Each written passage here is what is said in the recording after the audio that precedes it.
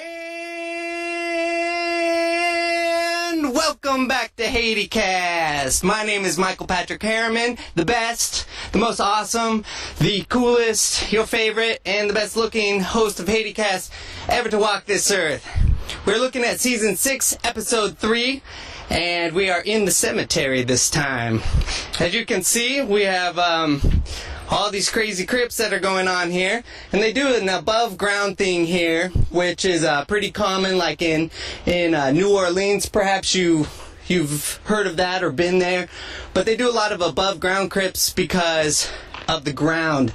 We're on a sandy area, so if you were to bury someone in the ground and there was a big rain or something, then the bodies would wash up.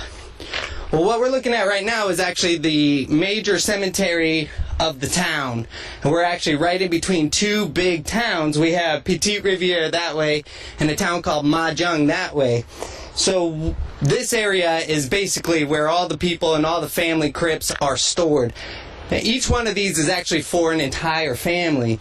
So what they do is they'll bury somebody in there, and then the next person that dies will just be put on top of them, and they'll just kind of dump the body usually on top. They'll put them in a casket, and then they'll just dump the body like right on top of them, and then let them decompose and go down just like that. Well, now they're talking.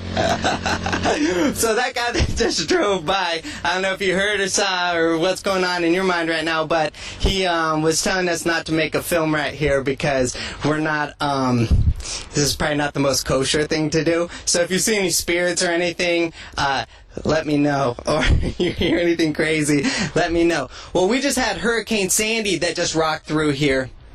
And I'm going to cross here, but specifically on this side of the road, because this road right here, that you can see, this road is all brand new, and perhaps you can't see it, but this road is not even a year old as far as being paved. It's really been a really cool thing to have a road, but it's also really dangerous, because as you can, I don't know, again, I'm pandering to the camera, but they're crossing. This is a solid yellow line right in the middle, and they'll just double and they'll cross. So we've basically gone from the speed of a horse to the speed of a car, and it's extremely dangerous. Now, we got something very So look at this car right here. We got a car that's coming at us, this truck. It's filled with people. It has, brimming. Yeah, so none of them are happy at all. You're all yelling at us for doing that. They're telling me to come there. But, so the way that people pack into the vehicles and the way that people transport themselves, they really don't have any sort of consciousness for safety. Often you'll see people transporting ladders like perpendicular to themselves, perpendicular to the road, or they'll be carrying iron bars that are going by, or like this car here is not doing the best. It's not doing the best.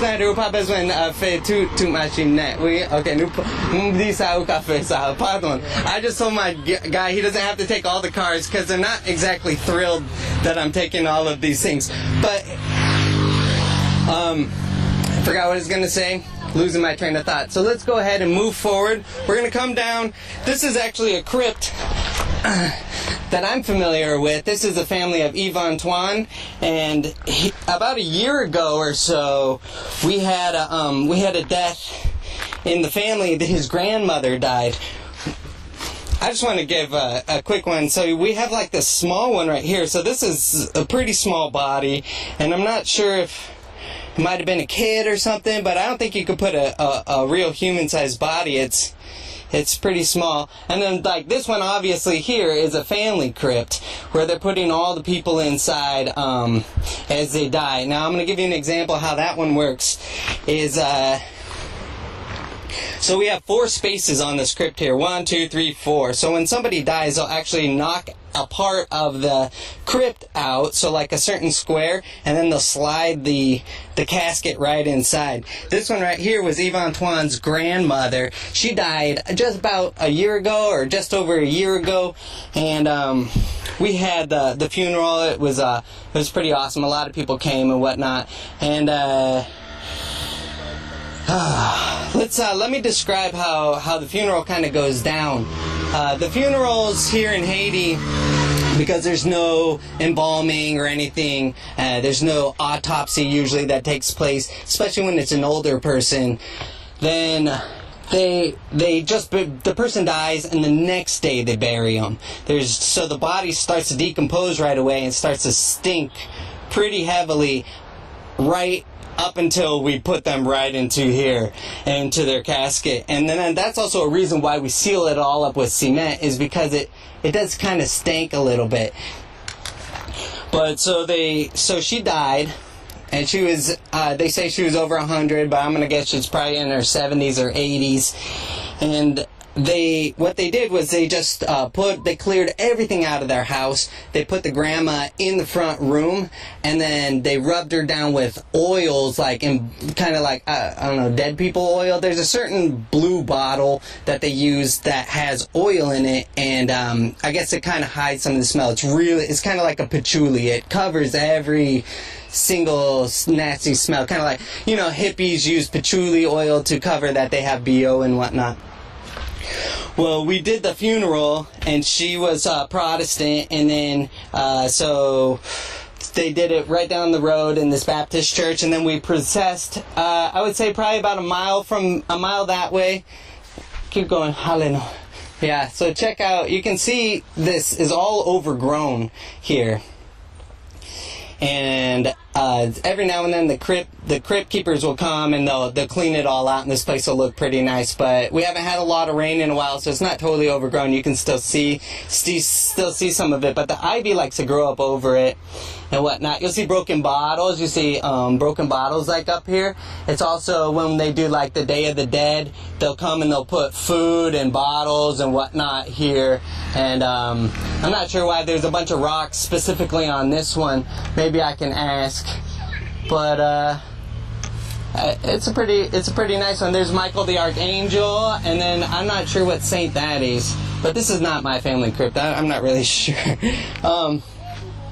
I was talking earlier, this place floods out. Like, so we just had a hurricane. Hurricane Sandy came through, and we got blasted by Hurricane Sandy well before. Now we're going to keep walking. Well before New York got blasted by Hurricane Sandy. And we ended up getting flooded out really bad. I had mentioned before, this road is brand new, and as you can see, it's diked up. So all the rain that was coming down the mountain filled up the entire area here, and everything you see, all these crypts, everything was completely underwater. And that was kind of a health issue as far as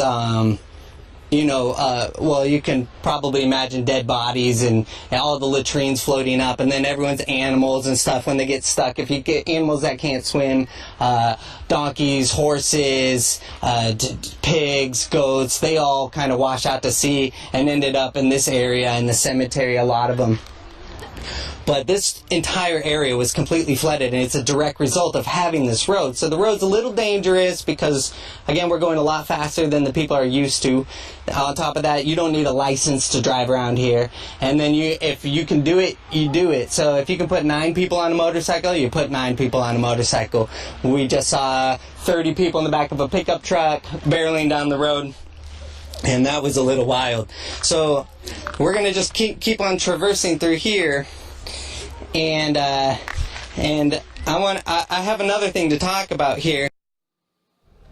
My name is Ivan. HaitiCast is created by Michael Patrick Herriman, audio and media manager Jeffery Jackson. Special thanks to God, my family, America, and Haiti for making this all possible. I'm walking on crypts here, so you have to pardon. I hope I'm not desecrating anybody, but pardon whoever's under here. And we're coming up to a grave right here. This guy is a guy named Shalo. Now, Shalo was actually a friend of mine. He's pretty quiet, and he just died really, really recently. So you can see Shalo Jean. I don't know if you can see this. Lija Shelo. Yeah, so his family name is Lija.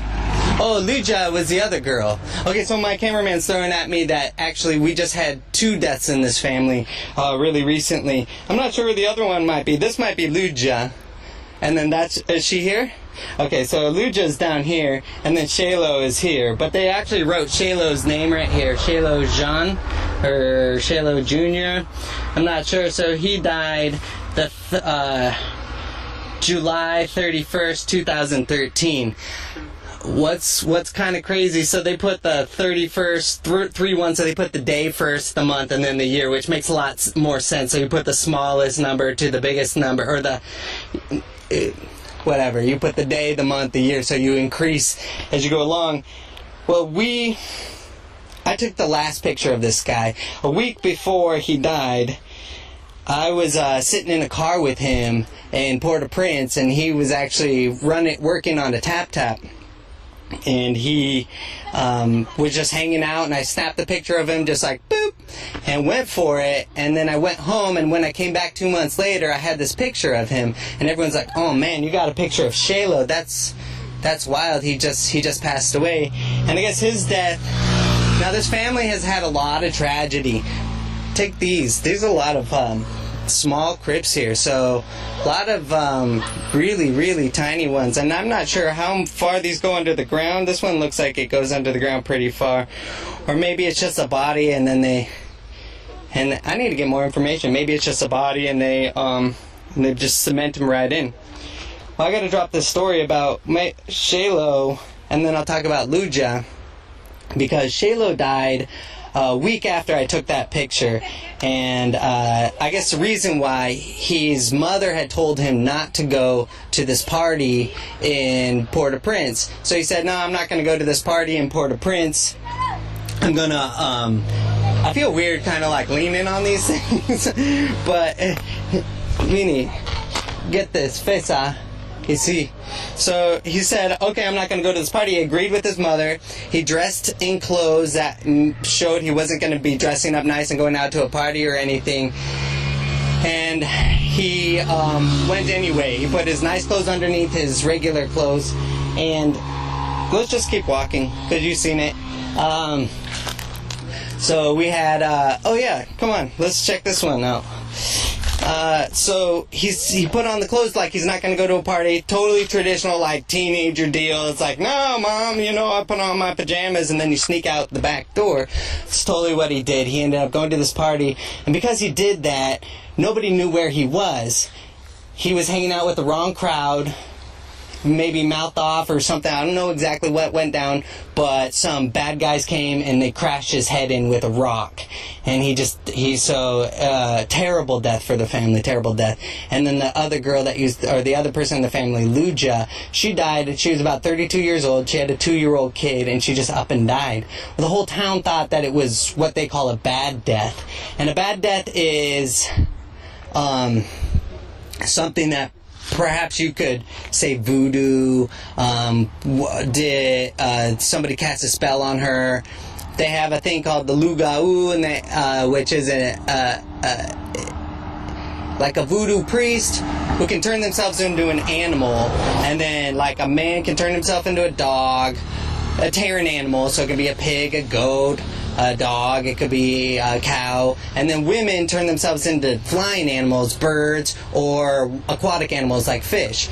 Well, they thought that this Lugau was walking in front of Luja, put some magical dust behind her like this, bloop, bloop, bloop, bloop, bloop, and she ended up walking over it, going home, and just dying. Well, they all thought that this voodoo man was going to come back and change her into a zombie. So they had 5 priests at the funeral, Catholic priests, and they did what they call their magic, and went ahead and... I want to see this one. Huh? It's not important. I'm getting called by somebody. I just want to see this thing. We got a... This looks pretty cool. I don't know who San Expedito is, but I'm going to leave him right there to protect whoever's here. Head upside down for whatever reason, but we're not going to mess with that. Yeah, so So she died a bad death. So we had a bunch of priests here doing their magic and doing incense and everything and making sure that they didn't that the voodoo man wouldn't be able to come back and take her body and make her into a zombie. Well, right here, this fell down in Hurricane Sandy, so this is a brand new family crypt. This whole thing fell down into the water. Now we're going to conclude this, but I don't know if you can get up here. So what happened was all the water. So take Pransa Point Lola. So what happened was this was right on the edge. This crypt right here was right on the edge of the water line right here, and then this is a bridge, and the water, and it actually looks a lot better than it used to be, but the water had come through here really hard, washed all of this out, and this whole crypt fell in, and you could see caskets and whatnot. So this looks actually pretty fresh. I don't think anybody's in there yet. So why don't you prends ça s'il vous plaît, and then after that we'll just end it. So it's brand new, and that's the end. So we've just walked into the Haitian cemetery. You can see the blocks here. So I don't think that, because it's not cemented over, I don't think anybody's in there yet. Game moun entend? Oui? Kounya? À cause des nouveaux? Oui, Comme ça? Okay, my cameraman says that they got people inside already. En bas? En l'air? Tout net? Ici? Oui. Okay, he says there's people in the bottom, the middle, and the top. Alright, so please be good to us. Dead people, I don't need any curses here. Or any more curses. But or anything bad at all to happen to me because I'm walking through the cemetery. So you can see the super stagnant water. This is what that thing had fallen into. And again, when your family goes into the water like that, you're talking about countless and countless generations of people that and bones and whatnot. And it's very sacred to these people, as all of your accumulated family, everything is usually on small plots of land. So to lose a family crypt is pretty devastating usually, but looks like they've repaired it and moving forward pretty nicely. All right, well, I'm going to wrap this one up. My name is Michael Patrick Herriman, Season 6, Episode 3, and I got to give a shout out to my cameraman. Yeah, one camera la. At Schneider, killing it. And they do this poster thing where they're like, pose. I love it. All right, and then let's go ahead and wrap it up. Michael Patrick Herriman, Season 6, Episode 3. Rock and roll. Oui. Oui.